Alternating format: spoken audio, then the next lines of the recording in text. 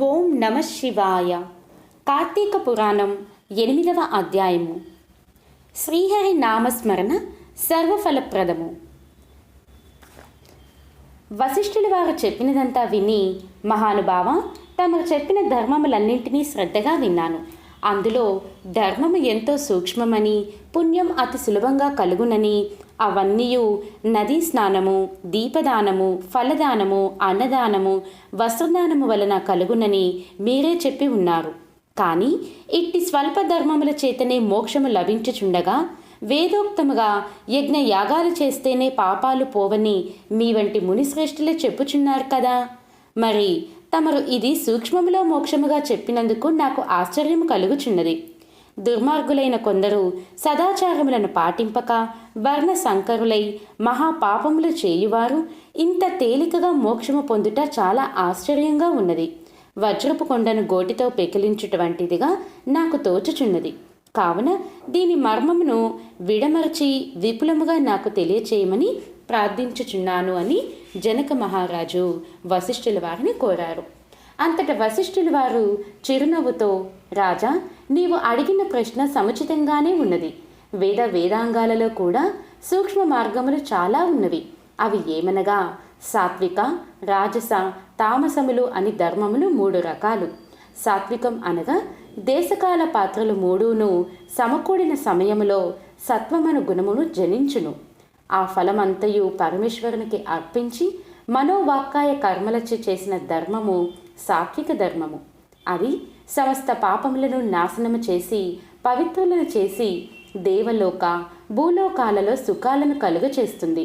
సాత్విక ధర్మము ఆచరిస్తూ పుష్కరాల యందు, పుణ్య నదులలో మరియు పుణ్యకాలముల యందు, దేవాలయముల యందు వేదములు పఠించి సదాచారుడై కుటుంబీకుడైన బ్రాహ్మణునకు ఎంత స్వల్పదానము చేసినా, లేక ఆ నదీ తీరమందు ఉన్న దేవాలయంలో జపము, తపము మొదలగునవి చేసిన విశేష ఫలమును పొందగలరు.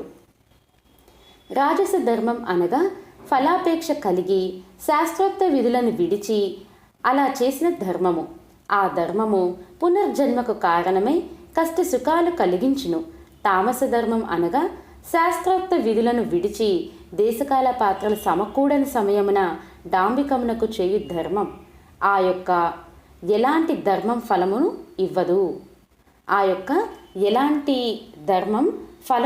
ఇవ్వదు. దేశకాల పాత్రము సమకూడినప్పుడు తెలిసి గాని తెలియక గాని ఏ స్వల్ప ధర్మము చేసినను గొప్ప ఫలమును ఇచ్చును. అనగా పెద్ద కట్టెల గుట్ట చిన్న అగ్నికణముతో భస్మమైనట్లు శ్రీమన్నారాయణుని నామము తెలిసి గాని తెలియక గాని ఉచ్చరించిన వారి సకల పాపములు నశించి ముక్తిని పొందుదురు. దానికి ఒక కథ చెప్తాను, వినుము. అజామిలుని కథ. పూర్వము కన్యాకుబ్జము అను పట్టణమున 4 వేదములు చదివిన సత్యవ్రతుడు అనే ఒక బ్రాహ్మణుడు ఉన్నాడు. అతనికి సకల సద్గుణాల రాశి అయిన హేమవతి అను భార్య ఉన్నది.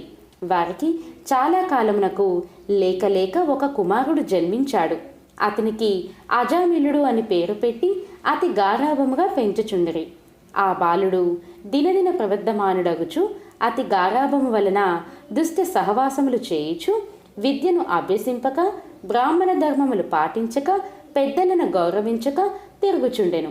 ఈ విధముగా కొంతకాలమునకు యవ్వనం రాగా కామాంధుడై మంచి చెడ్డలు మరచి యజ్ఞోపవీతాన్ని తెంచి మద్యము సేవిస్తూ పిల్లలు ఉన్న ఒక ఎరుకల జాతి స్త్రీని వలచి నిరంతరము ఆమెతోనే కామక్రీడలలో మునిగి ఇంటికి కూడా రాకుండా తల్లిదండ్రులను మరచి ఆమె ఇంటనే కాలం గడుపుచుండెను. రాజా, అతి గారాభము ఎలాంటి పరిణామాలకు దారితీస్తుందో కదా. తమ బిడ్డలపై ఎంత అనురాగం ఉన్ననూ పైకి తెలియపరచక చిన్ననాటి నుంచే వారిని అదుపు ఆజ్ఞలతో ఉంచకపోతే ఈ విధముగానే జరుగును. కావున అజామిలుడు కులభ్రష్టుడు కాగా అతని బంధువులు అతనిని కులము నుండి వెలివేశారు. అందుకు అజామిలుడు వేట తన వృత్తిగా చేసుకుని పక్షులను జంతువులను చంపుతూ కిరాత వృత్తిలో జీవించుచుండెను. ఒక రోజున ఆ 2 ప్రేమికులు అడవిలో జంతువులను వేటాడుతూ ఆ స్త్రీ చెట్టును ఎక్కి తేనెపట్టు తీయుటకు ప్రయత్నించగా కొమ్మ విరిగి క్రిందపడి ఆమె చనిపోయినది. అజామిలుడు ఆ స్త్రీపై పడి కొంతసేపు ఏడ్చి తరువాత ఆ అడవిలోనే ఆమెను దహనము చేసి ఇంటికి వచ్చాడు. ఆ ఎరుకల స్త్రీకి అంతకు ముందే ఒక కుమార్తె ఉన్నది. కొంతకాలమునకు ఆ బాలికకు యుక్త వయస్సు రాగా కామాంధకారముచే కన్ను మిన్ను గానక అజామిలుడు ఆ బాలికను కూడా చేపట్టి ఆమెతో కూడా కామక్రీడలు జరిపి 2 బిడ్డలకు తల్లి అయినది. ఆ 2 పురిటిలోనే మరణించారు. మరలా ఆమె గర్భము ధరించి ఒక కుమారుణ్ణి కన్నది. ఆ బాలునికి నారాయణ అని పేరు పెట్టి ఒక్క క్షణమైనను ఆ బాలుణ్ణి విడవక ఎక్కడకు వెళ్ళినా వెంట పెట్టుకుని వెళ్ళుచు నారాయణ నారాయణ అని ప్రేమతో పెంచుచుండరు. కానీ నారాయణ అని స్మరించినచో తన పాపములు నశించి మోక్షము పొందవచ్చునని మాత్రం అతనికి తెలియదు. ఈ విధంగా కొంతకాలము జరిగిన తరువాత అజామిలునకు శరీర పటుత్వము తగ్గి మంచము పట్టి చావునకు సిద్ధంగా ఉన్నాడు. ఒకనాడు భయంకరమైన ఆకారాలతో పాశము మొదలైన ఆయుధములు ధరించి యమభటులు ఎదురుగా వచ్చారు. వారిని చూసి అజామిలుడు భయంతో కుమారునిపైనున్న ప్రేమతో ప్రాణములు విడవలేక నారాయణ నారాయణ అంటూ ప్రాణాలు వదిలాడు. అజామిలుని నోట నారాయణ అను శబ్దము వినబడగానే యమభటులు భయంతో గడగడా వనకసాగిరి.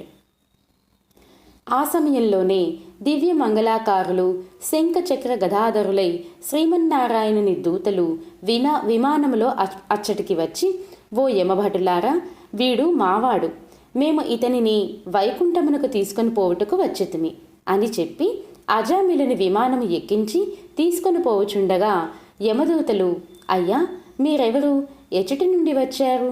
వీడు అతి దుర్మార్గుడు, ఇతనిని నరకమునకు తీసుకొని పోవుటకు మేము ఇచ్చటికి వచ్చాము, కావున వానిని మాకు అప్పగించండి అని కోరగా విష్ణుదూతలు ఈ విధంగా అన్నారు.